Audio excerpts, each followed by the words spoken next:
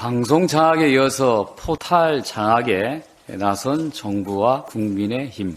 아시안게임 한중 축구가 벌어진 날 다음 스포츠에 클릭 응원에 중국을 응원하는 게시가 많이 이루어졌다고 해서 정부와 여당이 난리입니다. 국힘은 가짜 뉴스를 들고 나오면서 좌파 성향 포탈 사이트에 여론 조작이라고 규정하고 나섰습니다. 다음 스포츠 클릭 응원은 2015년 3월 처음 시작되었다고 합니다. 본인 아이디로 로그인해야 쓰는 댓글과 달리 누구나 로그인 없이 스포츠 경기를 응원할 수 있으며 중복 게시도 가능하다고 합니다. 이번 게시는 총 클릭 응원수 2,294만 건 중에 2,088만 건이 한중 축구 경기가 끝난 후 네덜란드와 일본에서 접속한 2개의 IP를 통해 집중적으로 이루어졌다고 합니다. 이상을 느낀 카카오 측은 당장 서비스를 중단하고 업무 방해로 당국에 수사 의뢰한다고 합니다. 이 현상이 이번 처음은 아닙니다. 지난 9월 28일 한 키르기스탄 축구 경기에서도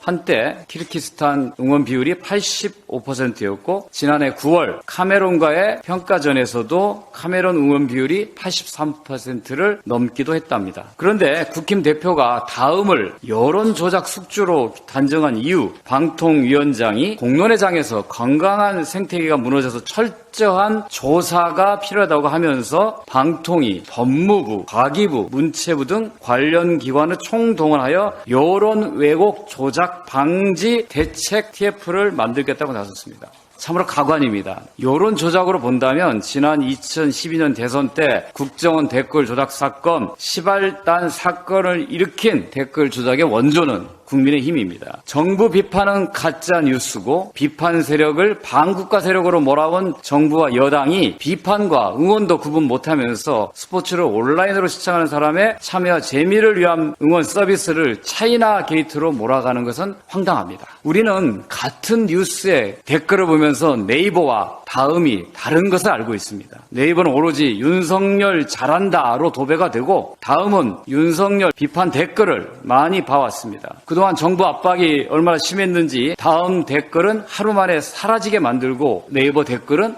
계속 볼 수 있습니다. 네이버 댓글을 장악한 국민의힘이 이제는 눈엣 가시인 다음을 점령하고자 하는 의도로 보입니다. 땡연 뉴스 만들기에 혈안이 된 국민의힘이 포털 뉴스마저 자신들의 입맛에 맞지 않는다고 검열 통제하겠다는 것입니다. 국민들은 TV 앞에서 열심히 한국팀을 응원했는데 국힘은 댓글창만 주시했나 봅니다. 국힘이 내년 총선을 위해 포털 때리기에 열중하는 동안 우리 민주당은 한국 축구가 일본을 꺾고 아시안게임 4연속 우승하기를 기원하겠습니다. 입만 열면 연금 노동 교육개혁을 하겠다는 윤석열 정부는 연금 개혁에 대해 야당 뒤에 숨지만 말고 의지와 성의를 보이기 바랍니다. 국회 연금개혁특위가 2기 전문가 토론회의 마지막 단계에 이르렀습니다. 모두 10여 차례 걸쳐서 분야별 쟁점에 대해 토론한 후에 이제 마지막 내용을 정리하고 있습니다. 전문가위원회 최종 보고서가 나오면 국민연금 가입자와 납부자인